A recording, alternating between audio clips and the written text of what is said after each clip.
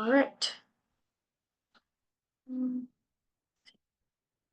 Okay, so we're gonna do financial aid basics. This is our financial aid basic training that majority of our counselors get around the state.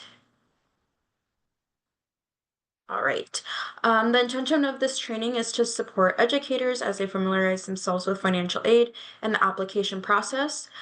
We draw from our expertise in financial aid and experiences supporting students and their families to accomplish this. We acknowledge that each student has their own unique lived experience that we may that may change how they perceive and engage with the financial aid process. And we also, I would like to add to this, and I think it's on the next slide too, that we respect everyone's decision and whether they want to file a FAFSA, a WASFA, for whatever reason it is, especially during this upcoming year or during this year already, actually, since they're open. Um, a lot of questions that we've received is um, just the natural concerns that students and families have about feeling uncomfortable submitting a federal form. So we always encourage students and families to look at their privacy statements, read them carefully, understand, ask questions, what things mean, and then make their own decision for themselves and their family. We are not the FAFSA police. Like we're not going to force a student to fill out the FAFSA if they're not comfortable doing that. We want to support them and let them know that there's a WASFA, that there's still a way to get funding, but there's no force to do anything. All right. We are also part of the AIM Higher Washington, which is a partnership to centralize efforts to achieve racial equity and higher education.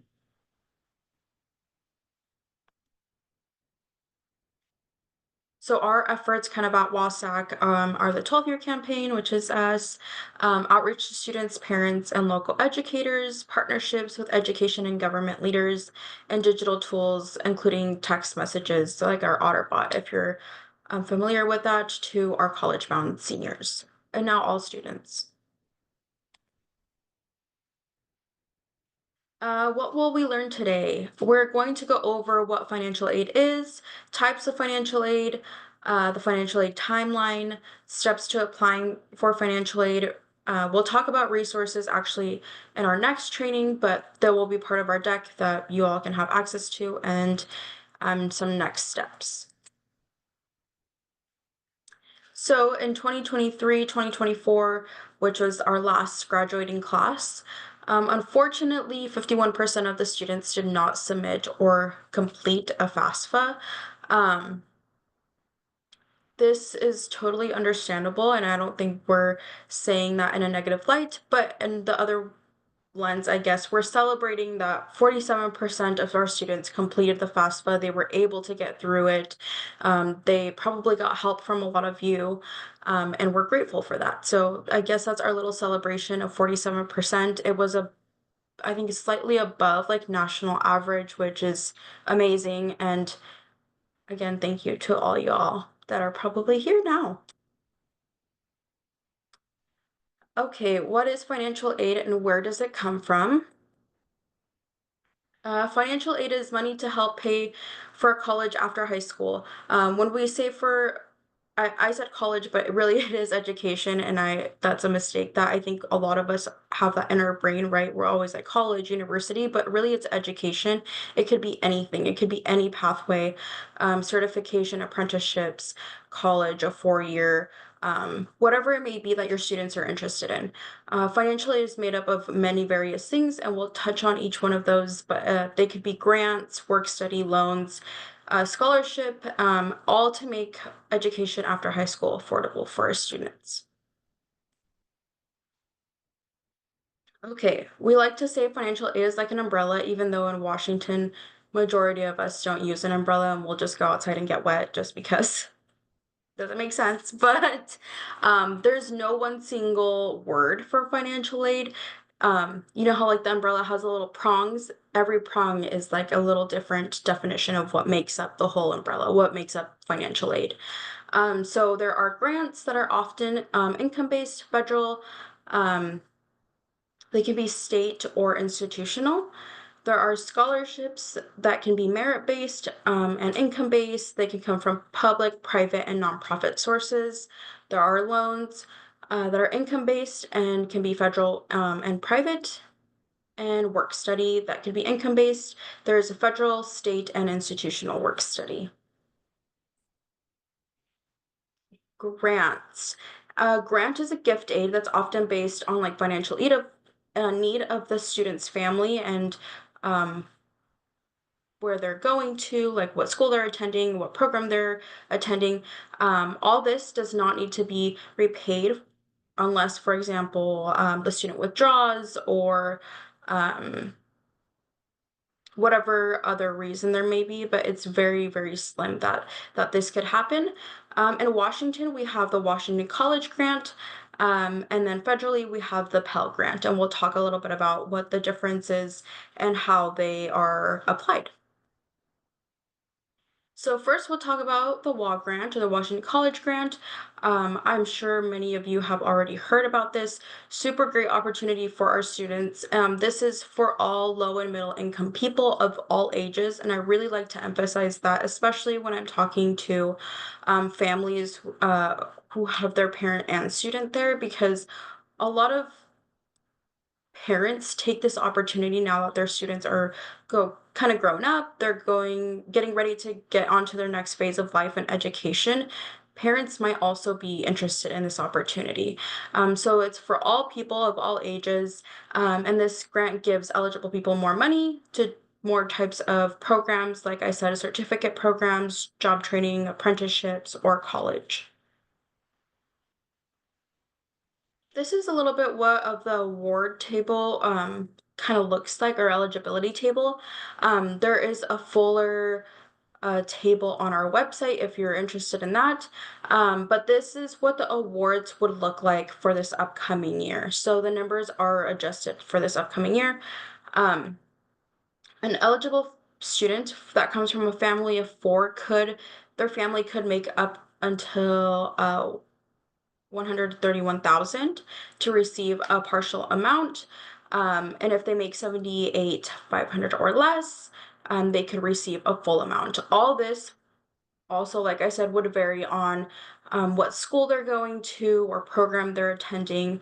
Obviously, a student who is attending like a two-year college is going to be awarded a little bit less because tuition is less rather than someone who's going to UW, for example. So it all varies and it varies on income and family size.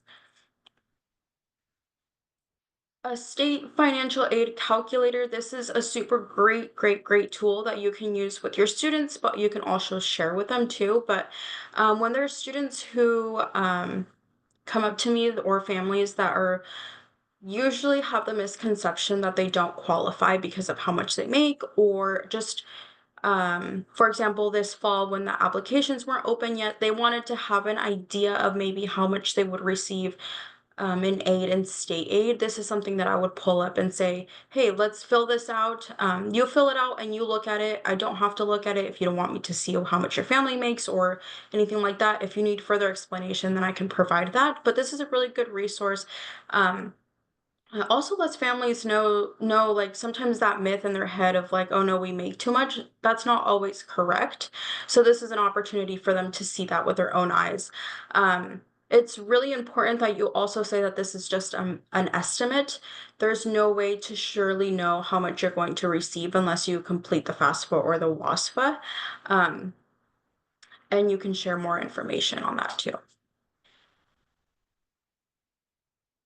Also, something I'm going to add to this is that this is only state financial aid. So again, like the Washington College grant, it would not include like other private scholarships or things like that. So always keep that in mind as well.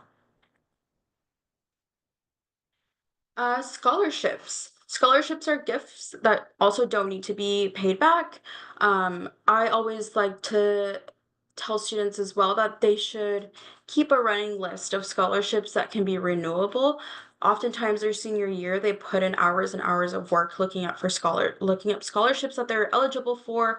But if they were to keep that running list and check off maybe the ones that are renewable for the next year, a lot of those times you can almost recycle some of your essay. You don't have to start from scratch again, and you don't have to put in the hours looking at scholarships. So that's always a little tip that I tell students, because, like it says, it could be a one-time gift or it can be renewable. One of the largest scholarships in Washington is the Washington Opportunity Scholarship, which is for STEM seeking students, nursing, or if you want to teach like a STEM um, topic, that could also be part of that. So I always encourage students, if they're even like remotely interested in maybe something like that, to apply. Um, there's also the washboard. I heard one of our colleagues say it's like the dating website for scholarships, which it kind of truly is.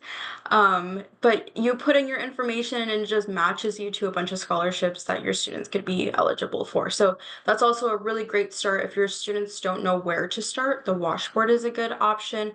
I also always encourage students to look at their local scholarships because their local communities want to invest in their students. So all of those are great options of where to start, and good resources. Okay, loans. Loans are different. Loans you have to pay back. It's really important that your students understand what the difference of loans are, that they do need to be paid back, and that you don't have to accept all the loans offered to you. You don't have to accept the full amount. So there are two types of loans, student loans at least.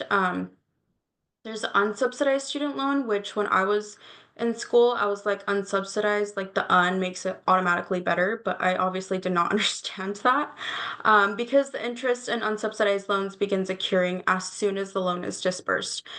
So that includes while you're enrolled in school. The correct loan that I should have known was the subsidized loan, which is the interest is being paid while you're enrolled at least half time in school. So I learned that later on, but it's important that your students know the difference, um, or at least are able to ask the questions of like, which one should I take out? And again, don't have to accept the full amount. If your student only needs like $500, then encourage them to take out what they need and not what they want. Okay, work study. Work study provides part-time jobs for students with financial need. A lot of these times, these jobs, excuse me, is are typically on campus. So if a student is interested in maybe the medical field, a really great job for them might be working in one of the labs or cleaning up after one of the labs or um, something in that area, or maybe they're like a bio major and they really love plants, a greenhouse, having a job at the greenhouse, watering the plants, cleaning up after the plants, things like that. So there's a little bit for everyone. There's like student life, if event planning is what they're really interested in, but letting students know that these jobs exist. Maybe their first year is not what they don't want a job, they just want to focus on school, focus on that transition, but reminding them, okay, after your first year, you can still apply to work study jobs. Um, so just letting them know that the option exists. And it's really great that they're on campus because I used to spend at least 30 minutes commuting to my job. So there's at least an hour there and back that I could have spent doing schoolwork or studying or something else. Whereas this is on campus and it'd probably take me like 5 minutes to get there. Okay, sources of financial aid. There is federal that can typically be used in most schools in most states, in all of the United States. There is state financial aid, that is typically for residents who, like in Washington, our resident or Washingtonians would use Washington state aid. That could typically be used at majority of all of the colleges here in Washington. There's college. Every single college, every single university is going to offer some sort of financial aid, whether it be grant, scholarships, something. It's really, really important that you emphasize that to your students. I always let students know if you're applying to more than like I would say like 5 schools and you're really set like on whatever 5 of those schools accept you and you wanna do all of the applications for their scholarships, fine. If there's like you're applying to like 20 schools and you wanna do all of their, scholarship applications for every single school, like, I would probably narrow it down. That's gonna take a long time, especially if you're only going to one specific school, but always encourage them to look at what that looks like at each school. And organizations, nonprofits, businesses, churches.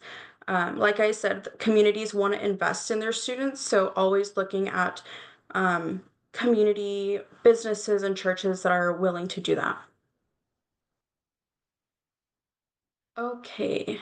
Examples of financial federal financial aid programs, the FAFSA, of course, and with that comes the Pell Grant, the Federal Work Study, those two student loans that we talked about, and the parent loan. It's called the Parent Plus loan, and I also let families know that sometimes parents want to take on that debt for their student so that their student feels like they don't have like the burden of having to pay something back or whatever it may be. But it's really important to look at what that interest is and how it's going to affect the family later on. This is like an unsubsidized loan.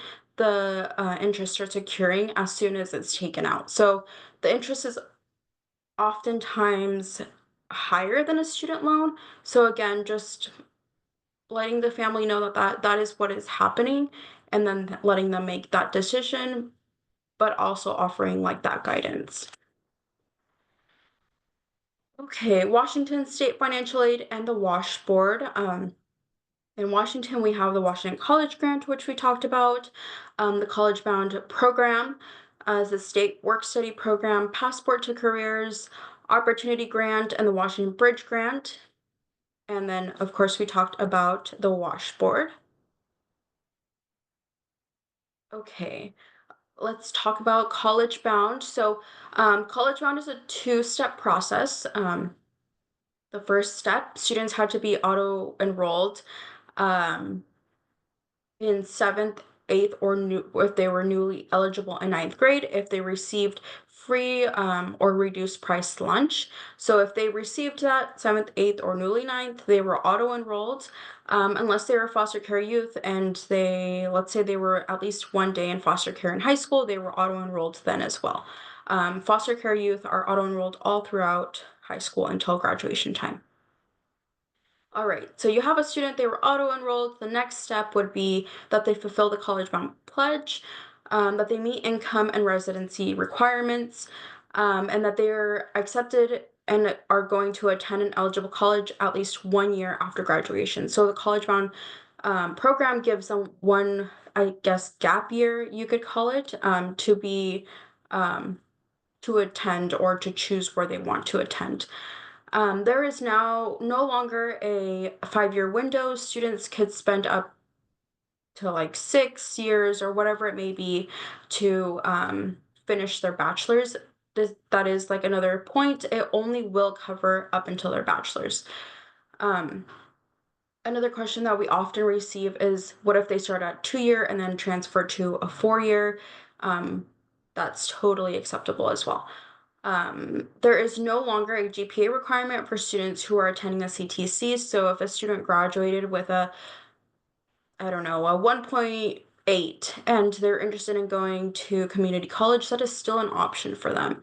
So make sure that you let students know maybe the 4 year option is not what's available to them, but they can still enroll into a community college and receive those funds. All right. The College Bound program is a commitment to your students so that our commitment is, or the College Bound program's commitment is to combine with other state aid to cover the average cost of tuition, some fees, and a small book allowance. This could be used at over 65 2 and 4 year public and private colleges, universities.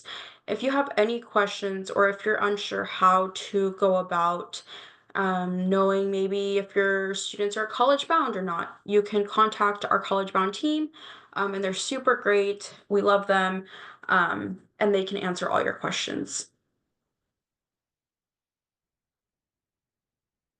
Okay, a couple of legislative updates that happened this last year was beginning of the fall 2023, there was no GPA requirements like I talked about. Students can plan to attend a community college and receive their college bound scholarship regardless of their GPA.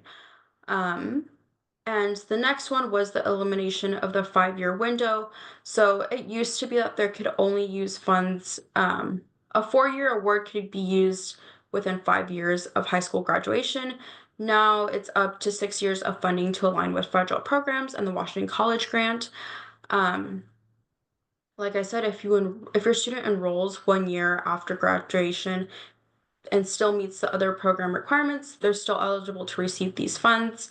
And again, it will only fund up until a bachelor's degree. Okay. Passport to Careers is a super, super great program that our agency houses. It's to support former foster youth and unaccompanied homeless youth. There are two different opportunities for that. There's a Passport to College Promise Scholarship, which provides comprehensive supports from high school to higher education. So they make that transition, they connect those dots to make it easier for that population of students. And they do something similar with the Passport to Apprenticeship Opportunities, but take a career-related approach instead of a higher, like a college or university approach. But they'll be kind of teamed up or buddied up against whatever apprenticeship or whatever career they're wanting to explore. Also, if you have any questions about that program, you could contact our Passport team. Okay, so the financial aid timeline and steps for to apply for financial aid. So the FAFSA and WASFA open in December this year. They're both applications are now open. Um, Something super important to note that gets a little bit confusing sometimes is that our graduating class this year, so the class of 2025, 2026, or sorry, class of 2025 using the 25-26 FAFSA or WASFA are using the 2023 income information, which all those numbers get jumbled. So our graduating class, if you're serving seniors this year, 2025 is using 2023 income information. It's always prior. Okay. This is a great timeline for you and your students. The first step is always to gather the required documents. We always encourage like tax forms, IDs, and we'll give you a list of that as well. Create your FSA ID or WASFA account. Reminder that these accounts only need to be created once. The FSA ID is for students and parents. WASFA is only for students. The next step would be to apply. Again, the FAFSA and WASFA are open.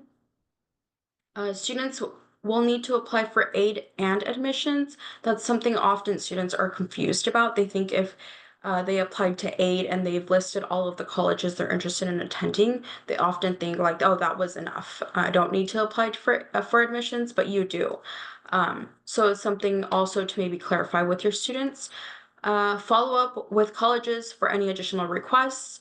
Sometimes students will be picked for verification or they're missing, maybe they need a form of ID or something like that. The colleges will request that directly from the students, oftentimes through like a portal. So it's important that students are checking on that and that they're getting back in a timely manner so they can get their award letter or acceptance letter. The next step would be to assess their award letters and accept their awards that they're wanting. This is where like the loans come from. This is where you can see how much you were offered and like the Pell Grant and all of that. This is also a time where maybe students will need help kind of making, or families as well, making that financial decision of like, where should I go? Or how much should I accept in a loan? Should my parents take out a loan? So this is also a place where your students might need your support. This is the list of documents that I was talking about. We encourage students to bring a driver's license or state ID if they have one. And this is because a lot of students don't know what their full name is, or they've been called like a nickname their entire lives and they just think that that's their name. Um, or they might have like two last names and they didn't know they had two last names because they've only ever gone by one. So this is like a little discovery of their own identity. If they don't have a ID or a license, maybe a social security card, something that just lets them know like this is your full name, like your full legal name. Um, their income information, if they worked, this year would be 2023. So this could be like bank statements, a W-2, a pay stub, or a tax return if they filed one. Their parent most likely will need to provide information if they're 24 or younger, and we'll kind of go over what those criterias are in our next presentation. But there is a list that you can also find on our website um, on what makes them dependent or independent. So parents, again, the same thing. They will probably need like their bank statements, they receive child support, assets, W-2s, and then their tax returns. Um, FAFSA filers should also have access to like their social security card or their green card to access those numbers, and one parent's social security number if they have one. It's really, really important that you include that in all of your messaging if they have one, because it is not required for a parent to have a social security number. Something that I'm also going to add on this, like, ask your whole financial information is that oftentimes, not all of the time, but oftentimes it's going to be pulled from the IRS, but it's really important that parents and even students are checking that those numbers are matching up to what they have in their physical copy. Okay, the FAFSA WASFA rule of one. I We stress this every year is that students should only file one application unless there is a big change or um, like a big change in a student's status, or there's some other situation where the need was to file both. But if students file both, they need to make sure that they're following up with their financial aid office, that what to wherever school they're wanting to go to, and saying, I want to use a FAFSA or I want to use a WASFA, whatever they choose. So it's if students do apply for both, that ends up happening for whatever reason it is, you need to have those students follow up with their financial aid office. But majority of the students will fall under this rule of one. You'll either apply for the FAFSA or you'll either apply for the WASFA. FAFSA is our federal student aid. WASFA is our Washington state aid. FAFSA is typically for students who are U.S. citizens, U.S. residents, have some sort of visa that allows them to receive federal funds, or are part of our like associated states. WASFA is for students who are undocumented, who are dreamers, or have DACA, or don't qualify for federal aid for whatever reason it is, or don't feel comfortable, again, going back to our statement in the beginning, don't feel comfortable filing the FAFSA and identifying maybe their family situation. So the first step to the FAFSA is to fill out your FSA ID. Again, all students and parents will need one. Social security number, all students will need it. If their parent doesn't have a social security number, that is okay. They will check that box that has the green around it at the bottom of the screen. Um, they will need their own mobile phone number and or email address. We encourage students to not use their high school email address because there's going to be a time where they will no longer have the access to it or they won't remember what it is anymore. So if they need to create a special email just for their college stuff, please encourage them to do that and guide them. We also encourage students to do their phone number and email address just in case, let's say they do put that high school email, they no longer have access to it, they still have another form of getting into their account. They can put in their phone number, or vice versa. They lose that phone number, but they still have their email address they can fall back on. And I'm not sure how many of you have been through the financial aid cycle, but it's really hard to recover your account if you don't remember your phone number, email address, or your like login information. So we always encourage students to do all three. Okay, some FSA ID changes. Everyone contributing to a FAFSA will need an FSA ID, like I said. In some situations, both parents will need to have an FSA ID, not just one. FSA IDs must be verified before starting the FAFSA, and this can take up to 1 to 3 days. There are some exceptions to this, and we'll talk about that. The FAFSA will no longer have a standalone signature page, so all parents will have to sign electronically through the FAFSA. So a little bit of those flexibilities of maybe not taking the 1 to 3 days will be for individuals without a social security number starting this year's cycle, and they will not implement any sort of form of restricted status for students or contributors without an SSN. So students and parents who maybe don't have an SSN can create their FSA ID without having to wait those 1 to 3 days. And I want to clarify here because this could be maybe a little bit confusing. Students who don't have an SSN are those students who have like A numbers, for example, or who are part of the Associated States. Um, Contributors without an SSN that's okay as well, like I mentioned. This means that parents without an SSN can create their FSA ID and complete their portion of the FAFSA without having to wait or send in verifying documents. FSA will need to be verified when FSA develops a new system of how to do this with a longer term solution. Um, and yeah, so those without an SSN will have to transfer their information, their tax information manually until that solution is found where they can do that direct data exchange with the IRS. This is what the FAFSA landing page looks like. There are two ways to apply for the FAFSA. There is a website and there is a paper FAFSA. We always encourage the website since there is a faster like return time of like if you need to make corrections, or you'll be notified if it was processed faster rather than a paper. There are a website language options. There's English and Spanish. This is what our WASFA landing page looks like. You'll click the start button and then it'll ask you a series of 4 questions. Um, and then it'll take you to the account creation page. For this, students will need their own email address, again, preferably not one from their high school. The WASFA is also available in English and Spanish, and of course, you will need internet access.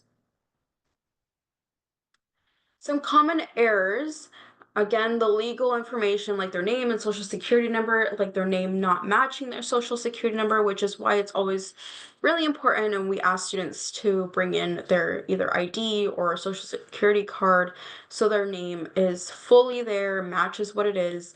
Another great example is like my sister's name is Yesenia, and she spells it with an S, but on her birth certificate and on like every other legal document it's with a C, and she did not know that until she got married.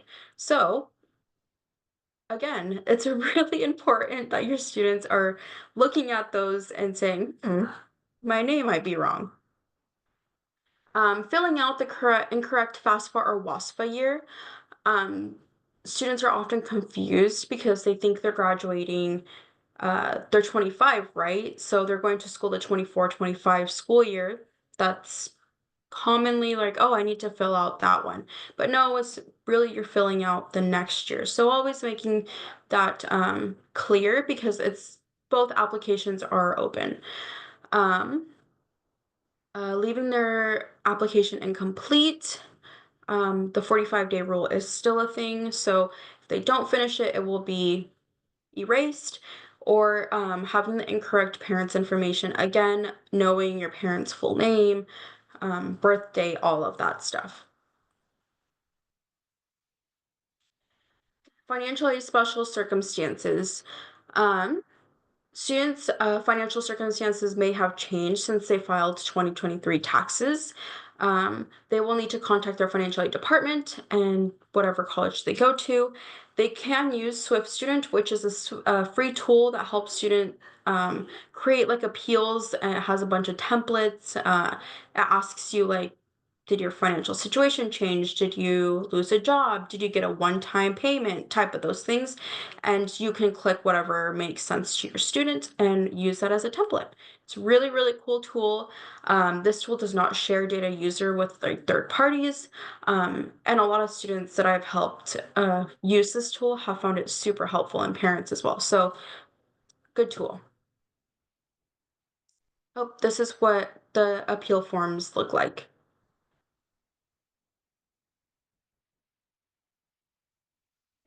Okay, students that don't qualify for FAFSA or WASFA are still able to get funding.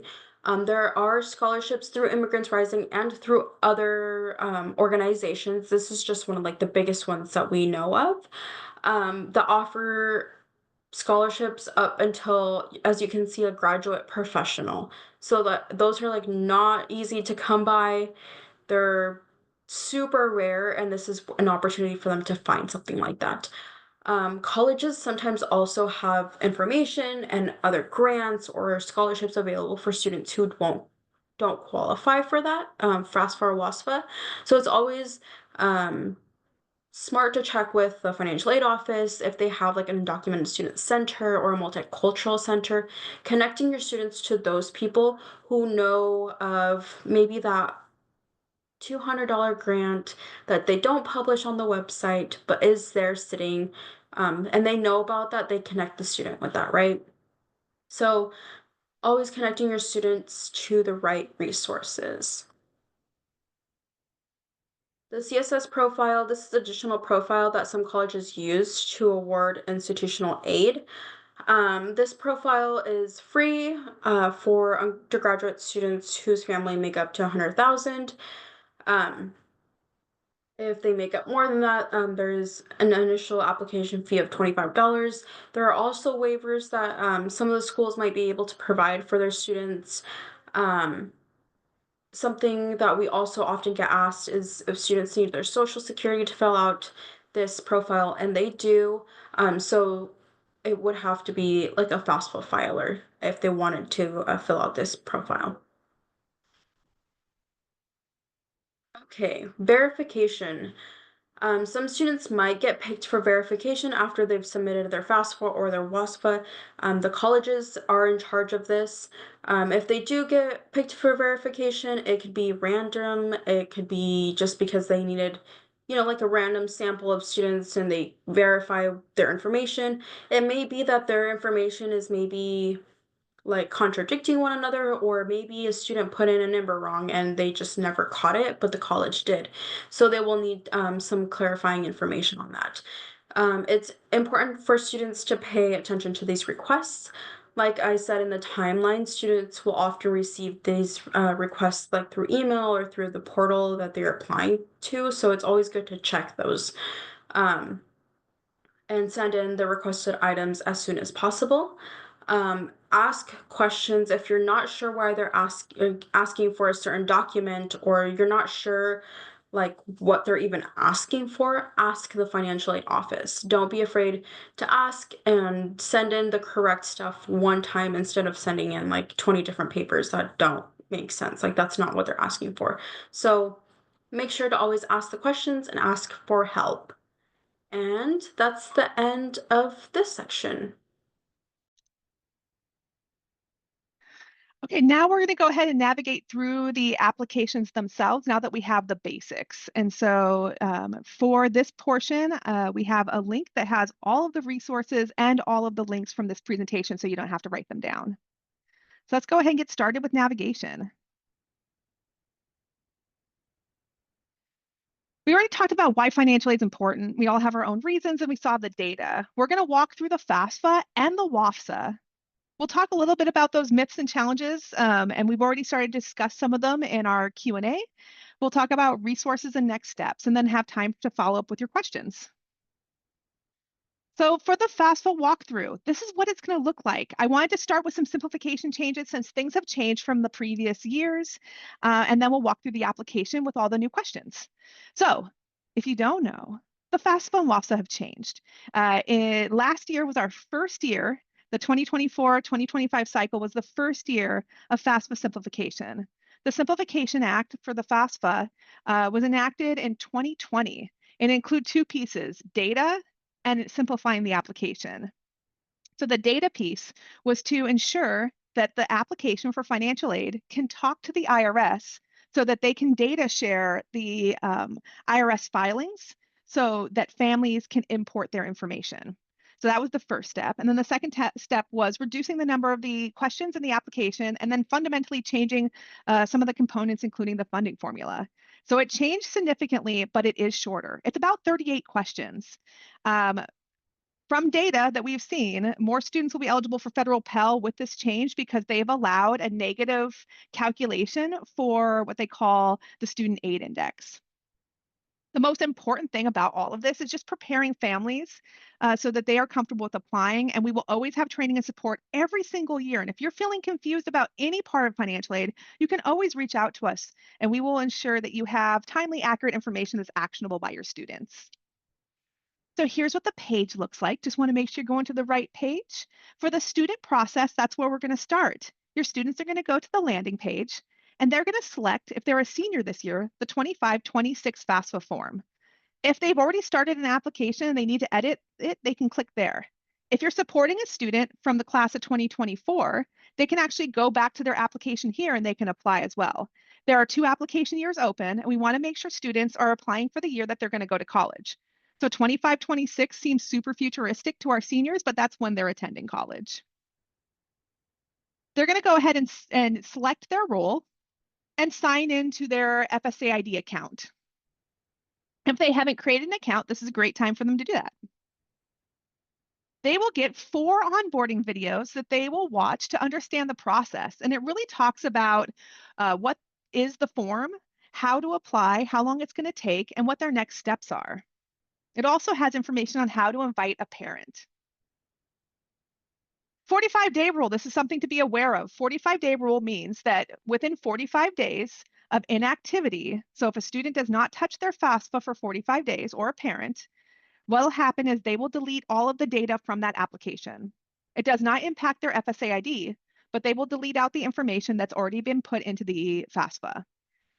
To reduce students having their information wiped, we encourage you, if you're holding a financial aid event, federal student aid, they're going to message your students day 7 and day 14. Hey, you started an application, but you haven't touched it. They don't really send anything after those 2 notifications. So you're going to want to think about what is your notification for maybe day 30. Hey, last month you started this application. If you haven't touched it yet, it's time to get in there and just change one thing so you don't lose your application. So really reminding students. And we have some templates that can help with that. Student identity information is the next section. They're just going to verify this information is correct. If the information is incorrect, what they'll do is they'll go into their FSA ID account to change it. If any of this information is incorrect, they can actually change it right on the FAFSA. The student's going to ask about their state of legal residence and when they became a resident. And then they're going to say whether they provide consent or not. Consent is required. I know that those 2 words should not be in the same sentence, but for financial aid purposes, consent's required in order to be assessed for aid. So it tells you right at the top there, provide consent and approval or you won't be eligible. This means for the student and the parent, if either of them don't provide consent, the student will not be eligible for federal aid. And it says that very clear for the parent, and we'll show you that in a second. So what this means is they are providing consent to have their information retrieved from the IRS and imported into the IRS or into the FAFSA. Now, for our students who haven't filed taxes, it's simply just going to transfer over a letter of non-filing. So just saying, hey, the student didn't file. It is still required, though, for them to do it. Once they put their information in, it's going to tell them, and this is new this year from last year, that they have imported the information. So last year, they didn't tell them that it's been imported, and it was confusing. This year, they say, hey, success, we've got it.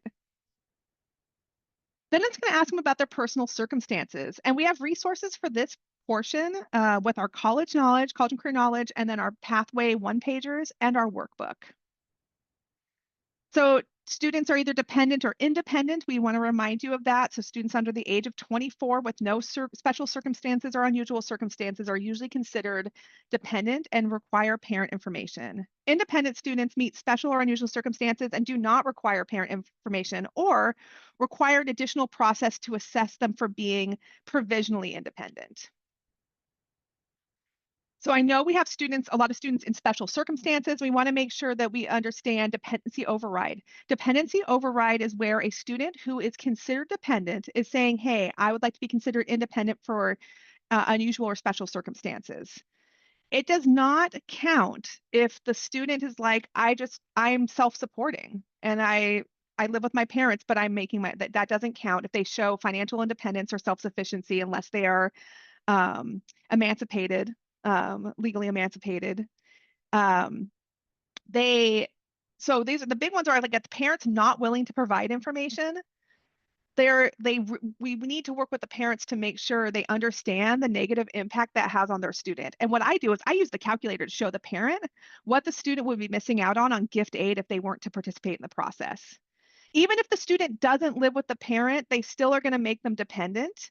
And even if they're not claimed on taxes. Now, there are some circumstances, though, we'll talk about in a second, where the student would be considered provisionally independent because of what's going on in their lives.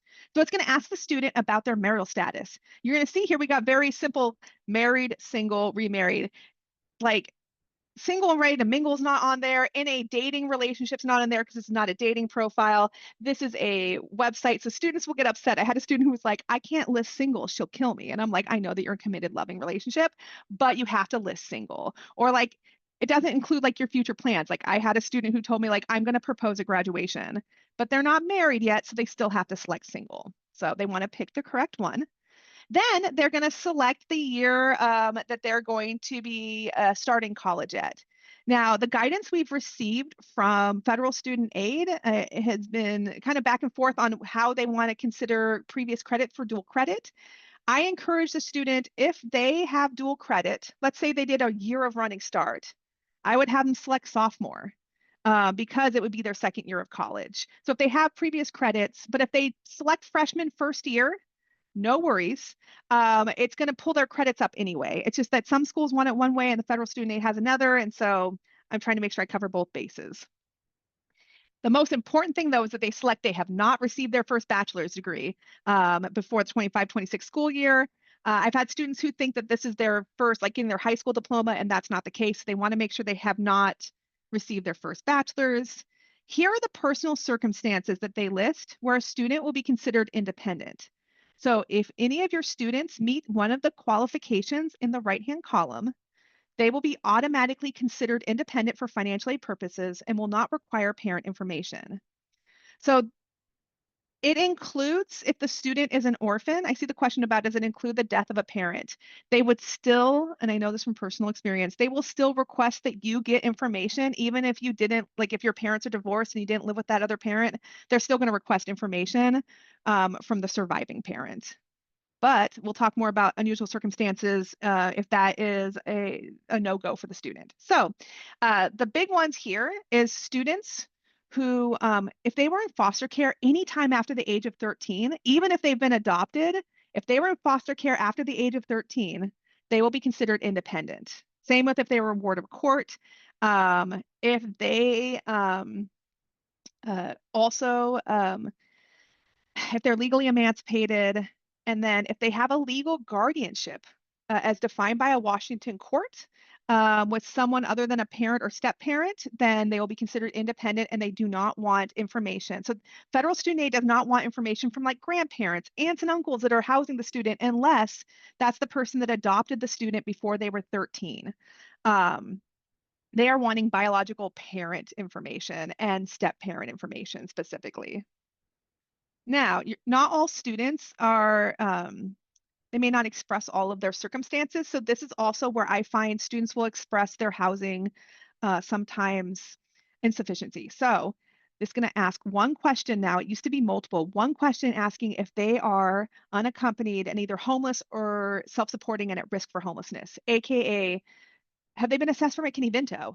If the student's struggling on this question, they haven't been assessed for McKinney-Vento, please assess them because McKinney-Vento provides additional supports beyond the independent status of financial aid. It's going to provide them with some supports that help them navigate a circumstance no one should have to be in, nonetheless, a youth. Um, these students, if they are at risk for being homeless, and they're unaccompanied or self-supporting, like if they meet these circumstances, they'll be considered independent on the financial aid application. It's going to ask them in here who has designated them. And one of the changes for FAFSA simplification in the last couple years is they have increased who can make these determinations. So now, and look at number 3, y'all, the director or designee of a project supported by federal TRIO or Gear Up grant programs, which means some of y'all can write these student homelessness determinations. Now, don't worry, there's templates that are available on Schoolhouse Connections, and we can help you with the process, but it's a really cool thing because you know these students probably better than any of the other people because you spend so much time with them that you might be able to then best support them with that. And we can talk more about that later. Also, financial aid administrators can make these determinations in addition to the school's homeless liaison. So unusual circumstances are different. So you have your special circumstances, and those are automatically granted independence. Then you have unusual circumstances, which are circumstances that are preventing a student from getting parent information beyond the like, oh, I'm independent because I just earn my own money. It is really asking the key question, does requesting information from a parent put you in danger? We want to make sure safety is first and foremost. And I know that here's my example, y'all. I had a student that thought because the federal government was asking for information from their parent that it superseded their local protection order. And that student went to the parent that they had a protection order from to get this information, and it was not a safe situation. The student's safe now, but it was not a good situation, and the student didn't need to be put into that circumstance because they could have petitioned for an unusual circumstance. If getting parent information, if the student's in an abusive relationship, a threatening environment, if they're abandoned or estranged, maybe the parents are incarcerated, we want to encourage them to do an appeal. If they select yes on this part, they will be automatically considered provisionally independent, and the financial aid office will follow up with them. So it'll say this, it'll say you're provisionally independent because you meet an other circumstance. The college is going to reach out to you, but we're going to let you finish your application today. If the student's dependent, it's going to say, hey, we're going to work through your application, but you're going to need some parent information. It's going to ask a critical question, and we'll talk about that in a second, which is if the parent's refusing to provide information. And then independent students, it'll say, let's continue on through the application. You do not need to provide information about your parents. So when the student who's dependent is required to answer information about the parent, this is what it's going to look like. It's going to ask, are your parents married to each other? It's going to also ask, and you'll see it in this portion right here, for the direct unsub loan question, are parents refusing to provide information on the FAFSA form? If parents flat out refuse and say, I will not provide any information, students will be considered for an unsubsidized loan only if they select this option. So this is only for students whose parents are flat out refusing and there's no way for them to complete the application unless they select this button. For all other students, they're going to want to continue on because they want to get gift aid in addition to loan aid. So they're going to ask about your parents, if they're married to each other. It's going to walk them through a decision tree to determine which parent or parent and step parent are providing information. Then it's going to tell them that they need parent information and that they're going to invite their parents now. To invite a parent, they're going to need the information of the parent as exactly listed on the parent's FSA ID. If you have 2 computers available and the student and the parent in the same room, we encourage you, maybe pull up on one computer the parent's FSA ID, all their information associated with that account. And on the other computer, they are just typing in the information is exactly listed. This is also where they want to make sure that if the parent doesn't have a SOCH, that they select the box that says the parent doesn't have a SOCH, and they list the address as exactly listed in the FSA ID creation. They are matching everything to the FSA ID part. If you're having a problem, if you're having a problem in the process of getting the parent invited, again, we also talked a little bit about it. Sometimes having the parent come in and student delete the application, have the parent come in and invite the student, that's worked. Sometimes it's just looking to make sure everything matches as exactly. The other piece that I am finding is students whose parents have long last names, as someone who has a long last name, if they have a hyphenated name, even though like there's room here to list everything under last name, and same with the address, that if it's too long, it's not matching. So I know this sounds silly, but you want to put in like the last name and then see how many characters are on the FSA ID and match it to this. It's all again about matching to the FSA ID. So here we go. This is what it looks like when the student has invited both parents. We got both parents who have been invited. It means they have received emails that say, your student needs your help to finish their application and you have a role in this. Then the student's going to continue on with their portion because the student's going to finish all of their stuff and then the parent will do their stuff. And so it's two different sections. So they're going to go through their demographics. Only the student sees what is being entered in the demographics. And so it's all research based. And they can also list that they prefer not to answer. So it goes through all the demographics. And then it's going to ask about citizenship status. And this is a piece that they're using to make sure that the student is eligible. If the student is a US citizen or national, they'll put their social security number. If they're an eligible non-citizen, they're going to put their A number, which is their registration ID number. If they are neither a US citizen or eligible non-citizen, it's going to assess to make sure, because if that's the case, they're wondering why they're applying for aid if they may not be eligible. Then it's going to ask the parent education status, and this is going to trigger TRIO services. It'll also ask if a parent was killed in the line of duty to see if they are eligible for additional funding. It's going to ask the completion status for the student at the beginning of the 25-26 school year. So this is where they're going to put down if they have their high school diploma or if they're getting a GED, whatever it is. They'll list the high school that they attended and they'll verify it. So they get to select the schools. Once it's verified, they're going to go ahead and they're going to enter in their financial information. And this section's so much easier now because of the being able to pull the information from the IRS. So it's just going to ask a couple questions. It's going to ask the student, do you have any IRA rollovers? It's going to ask if they received any grant scholarships or AmeriCorps benefits that had to be reported to the IRS, which means that they received so much in scholarships or other grant funding that it exceeded the amount of cost of attendance. So it became income. And I apologize if you can hear my dog. I can't fix that right now. Okay, student assets. They may or may not be asked this question. So students have to report their assets, but it may not be utilized in their calculation depending on their family's income. So if the family has a total AGI of less than 60,000, they will not have to report assets. It may ask the student asset questions, but once the parent inputs their section, it will determine whether they do or don't have to utilize them in the calculation for aid.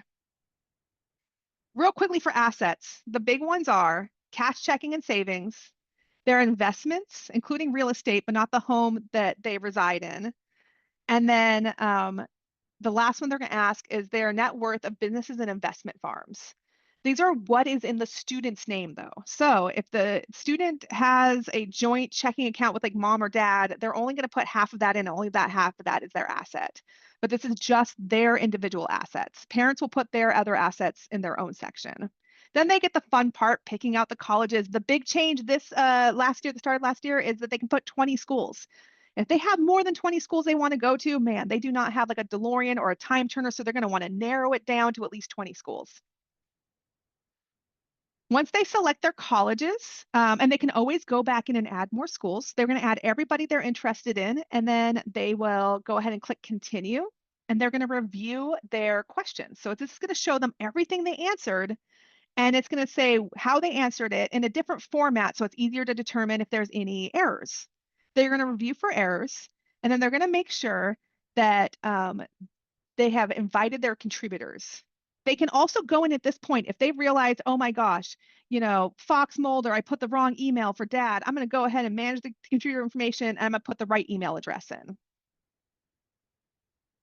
Then they are going to sign the student portion of the application. This is the last part for the student. So they go in, they agree to the terms, and they click submit. If the student's dependent, it's going to say, you're almost done. We need some contributor information. We've already sent the emails, and they can view the status of their contributors' information.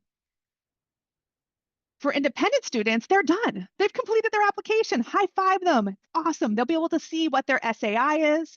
And they also, that important data release number is if they need to give that information to the financial aid office at the college.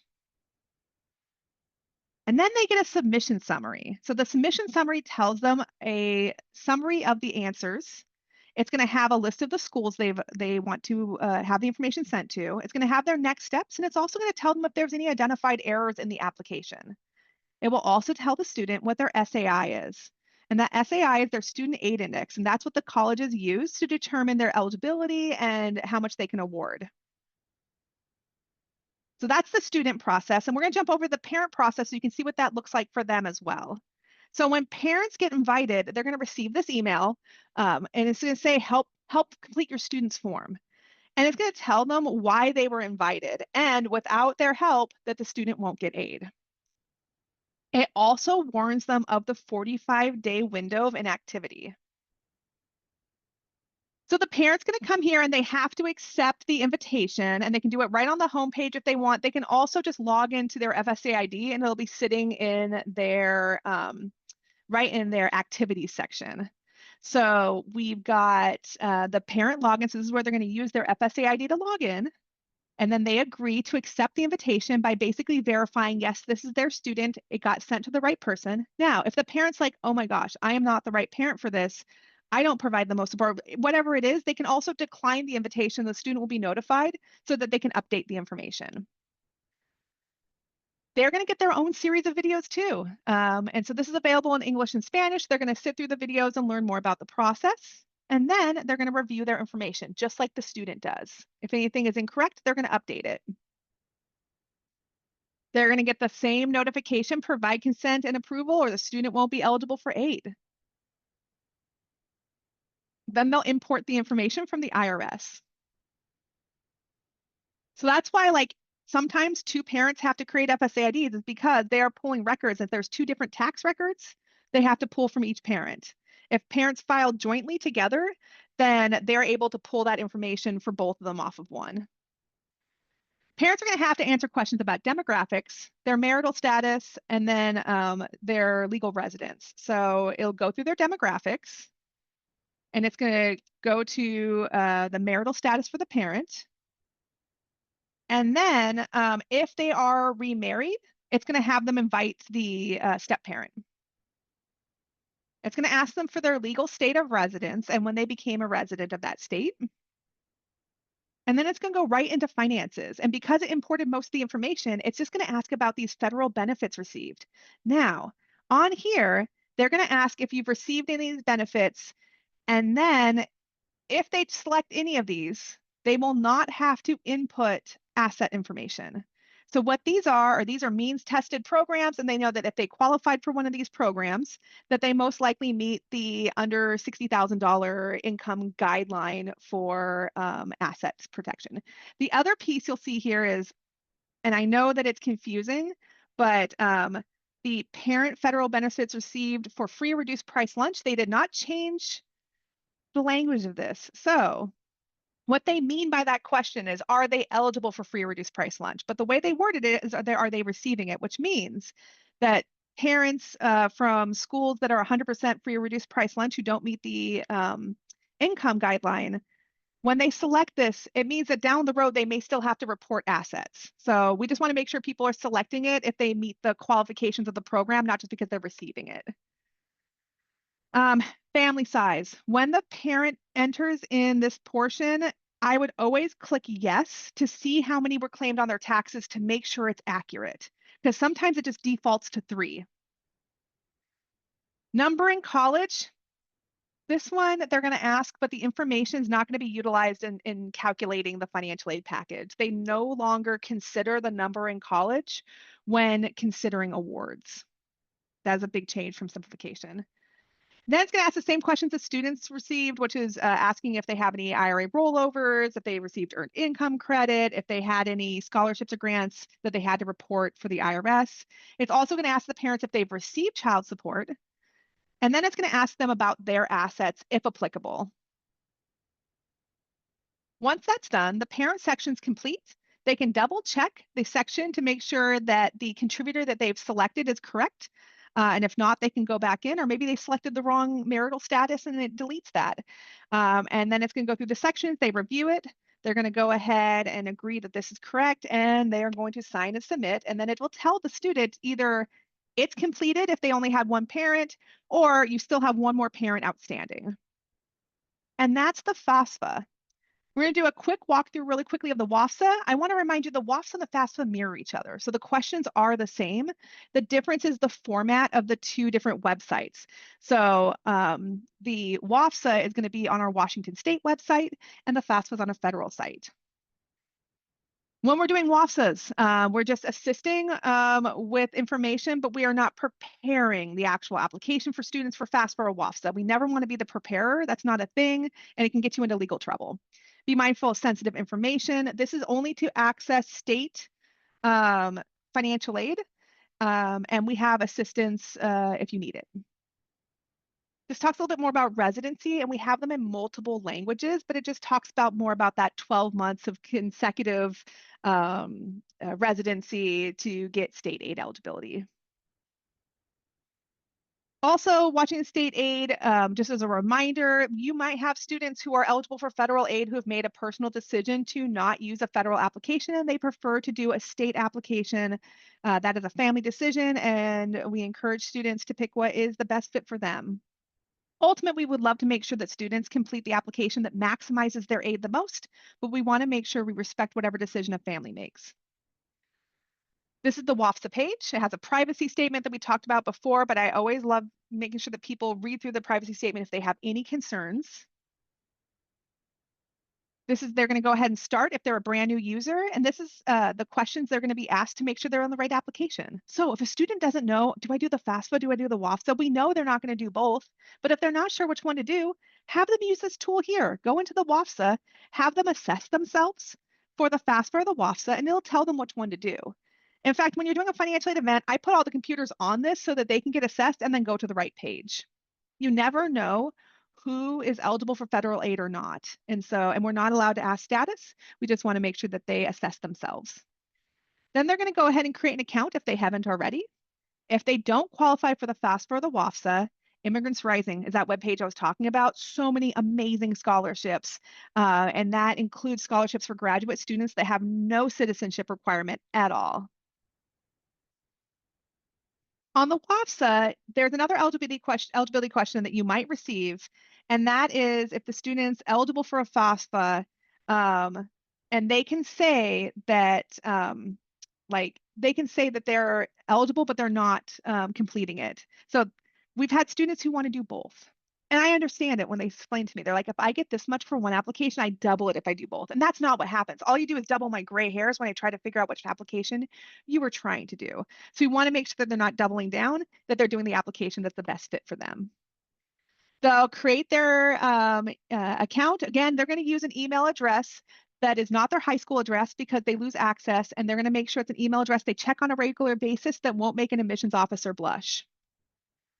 They're going to authenticate that email address, and then they're going to start building their account.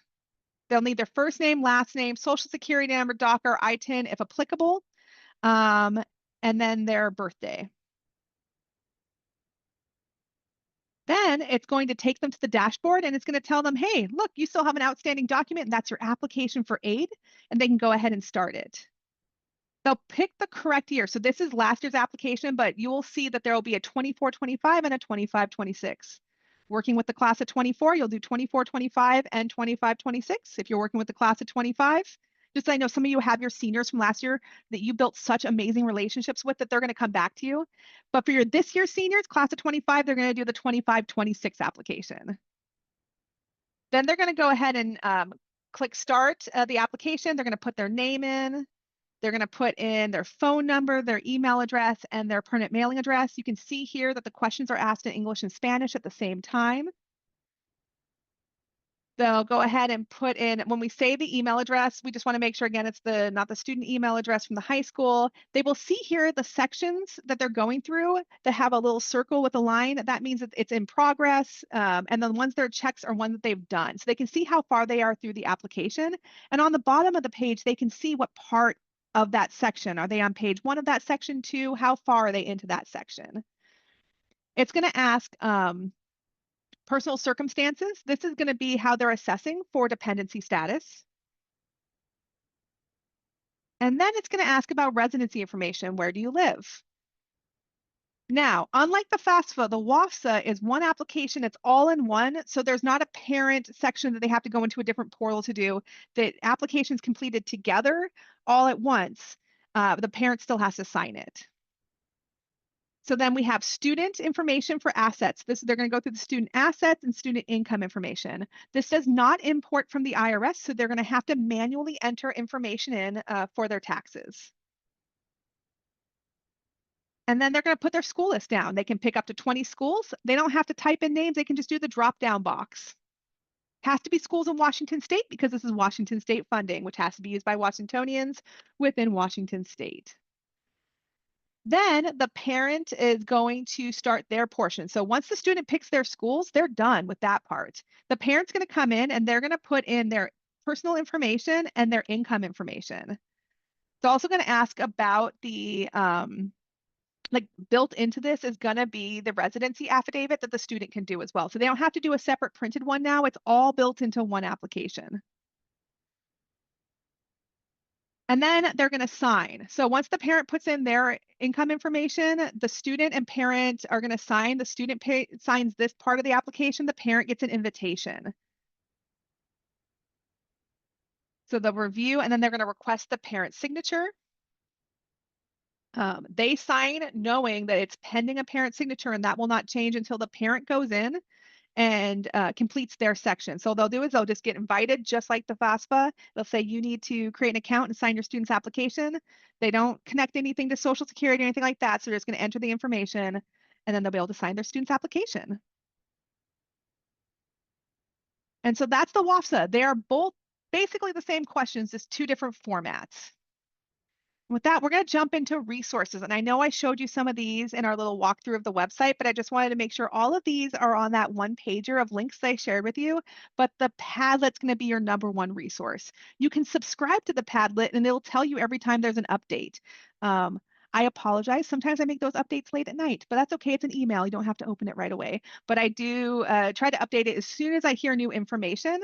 I source information from national CBOs, but I'm on a weekly call with federal student aid, and I pull information from those calls as well for this. We also have lots of resources in there. Everything that you could possibly need about financial aid is in here. And we have a student Padlet that is just pretty much bare bones, each application and how to complete them. So there's that as well.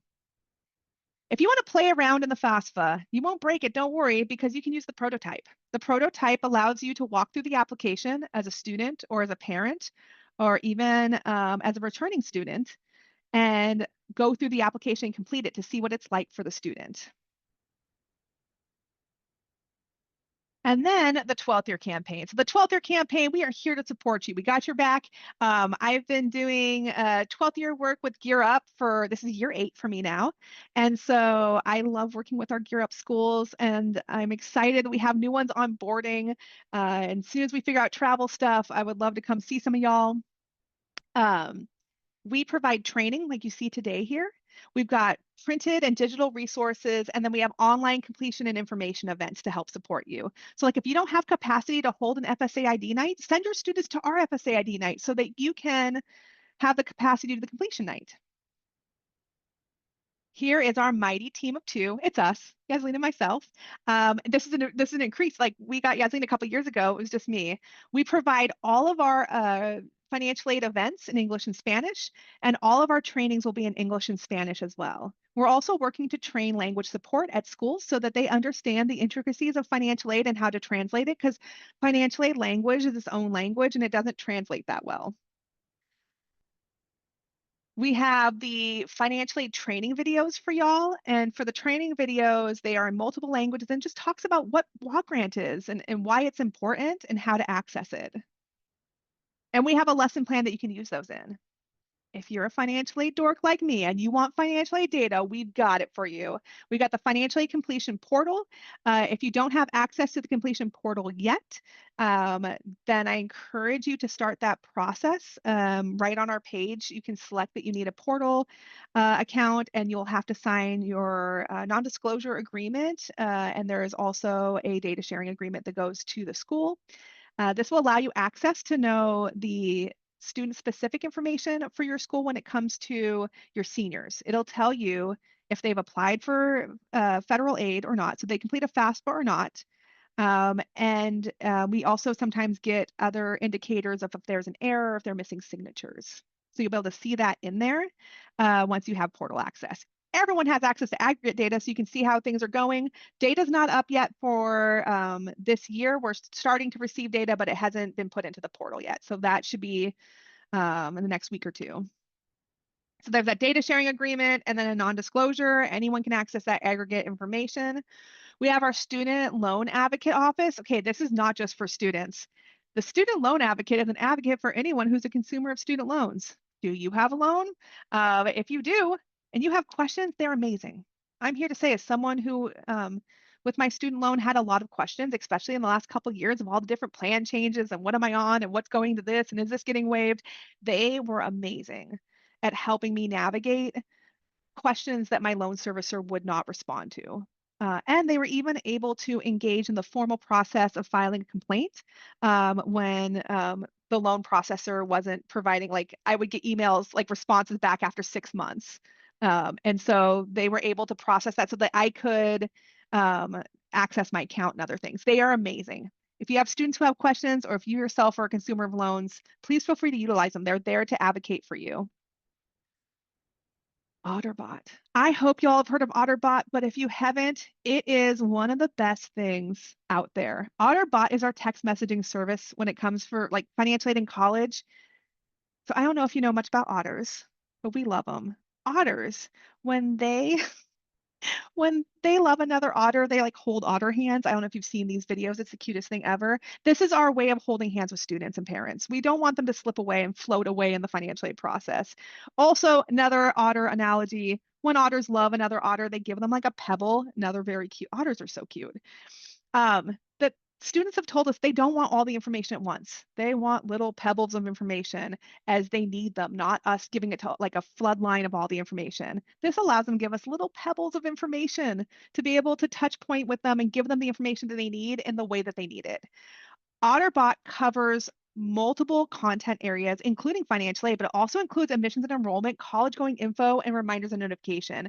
If you want something that's going to increase your capacity when working with students, I would sign your students up for Otterbot, because then you're not going to get the question 800 times. When's UW's admissions application? When's this due? When's that due? How do I find this? They can text us in the middle of the night and ask us all their financial aid and admissions questions. But they also get those reminders even throughout that summer after they graduate. They're going to get like, don't forget, you got to do this. Like that first couple months, they get still those reminders. It is available for freshmen through seniors and parents. It's amazing. It's free for everyone to use. The bot has over 100 languages. And then college and career knowledge, like I showed you before, but I encourage you, there's new lesson plans for this. So you don't even have to build lesson plans. Use all of the amazing resources that Beth has created, that our team has created. You don't have to reinvent the wheel. You can use parts of those resources or the whole thing. And then finally, if you want to order any of these resources, this is the link to do it. So you can order physical materials. And I'm going to say this, there are, like, please order what you need. If you haven't ordered yet this year, please order copies for your students. We are in the middle, as you may have seen in the news, as a state with a little budget shortfall. So I would order, but know that like if if your order is a little delayed, we're just trying to figure out like ordering other books and when things will be available. But there are books available right now. I will happily put that link in there. Or Yasmin, can you put the link for the order form in there? And then I will add it to your one pager. I think it's at the bottom of your one pager though. So this has, and streamlined thanks to like Pablo and the team for streamlining. It was 3 order forms before, and now it's 1. I love this because you can get all your college bound resources, you can get all your 12th year resources, and you can get all your OtterBot stuff in one place, and it's printed for you. And with that, we're going to jump to questions. So I'm going to go ahead and pause the recording here.